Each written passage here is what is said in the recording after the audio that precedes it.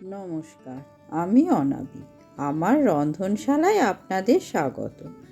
আজ দেখাবো একটা অপূর্ব স্বাদের ডেজার্টের রেসিপি, ব্রেড মালাই রোল। প্রথমে গ্যাসে আমি একটা কড়াই বসিয়ে নিলাম। তাতে আমি 1 কাপ মতো দুধ দিলাম। দুধটা হালকা গরম হবে, তখন এর মধ্যে আমি 3-4 চামচ গুঁড়ো দুধ দিয়ে দিলাম। এবার এটা ভালো করে নাড়িয়ে মিশিয়ে নিতে হবে, যাতে কোনো দলা পাকিয়ে না থাকে। এভাবে নেড়ে দুধটাকে আস্তে আস্তে ঘন করব। দেখুন অনেকটা ঘন হয়ে গেছে। এবার এতে অল্প একটুখানি চিনি দেবো, 2 চামচ মতো, কারণ গুঁড়ো দুধটা বেশ মিষ্টি তো, তাই চিনিটা অল্প দিলাম। আবার নাড়াতে থাকবো। তারপর অল্প একটুখানি ঘি দিয়ে দিলাম। এবার ভালো করে নাড়িয়ে এটা একটা ক্ষীরের মতো তৈরি করে নিতে হবে। দেখুন এটা ক্ষীরের মতো তৈরি হয়ে গেছে। আর এটাকে বেশি শক্ত করব না। এই অবস্থায় এটাকে আমি অন্য একটা পাত্রে ঢেলে দেব। এবার এটাকে একটুখানি চারিদিকে একটুখানি ছড়িয়ে নেব, যাতে তাড়াতাড়ি ঠান্ডাটা হয়ে যায়। এবার গ্যাসে আবার কড়াই বসালাম।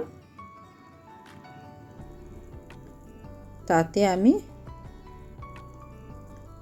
1/2 লিটার দুধ দিয়ে দিলাম।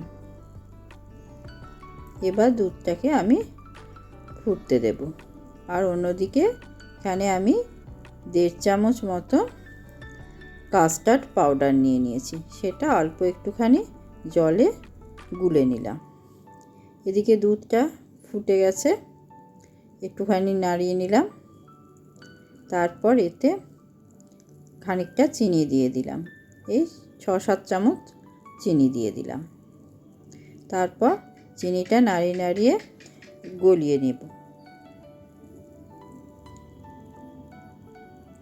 দুধটাও খানিকটা ঘন হয়েছে। খুব বেশি ঘন করার দরকার নেই, কারণ কাস্টার্ড পাউডারটা অল্প অল্প করে এর মধ্যে দেব আর নাড়তে থাকবো, যাতে দলা পাকিয়ে না যায়।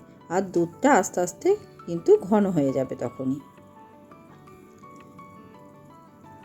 দেখুন দুধটা ঘন হয়ে গেছে, অনেকটাই ঘন হয়ে গেছে। এবার এটা গ্যাস অফ করে রেখে দেব।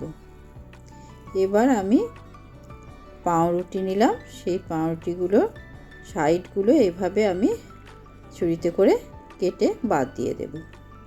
সাইডগুলো কেটে বাদ দেওয়ার দরকার নেই, এইগুলো আপনার অন্য কাজে লেগে যাবে। এগুলো ব্রেড ক্রাম্ব করতে কাজে লেগে যাবে।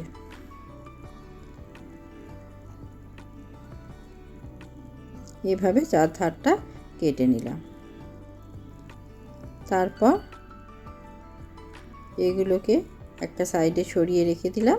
এবার একটা একটা করে পাউরুটি নিয়ে এভাবে হালকা করে একটুখানি বেলে পাতলা করে নেব।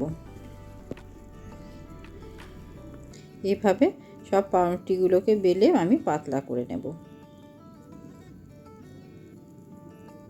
এই দেখুন সব কটা বেলা হয়ে গেছে। এবার এগুলোতে অল্প অল্প করে ওই ক্ষীরটা বানিয়ে রেখেছি, সেই ক্ষীরটা লাগিয়ে দেব। লাগিয়ে দিয়ে একটা রোল তৈরি করে নেব।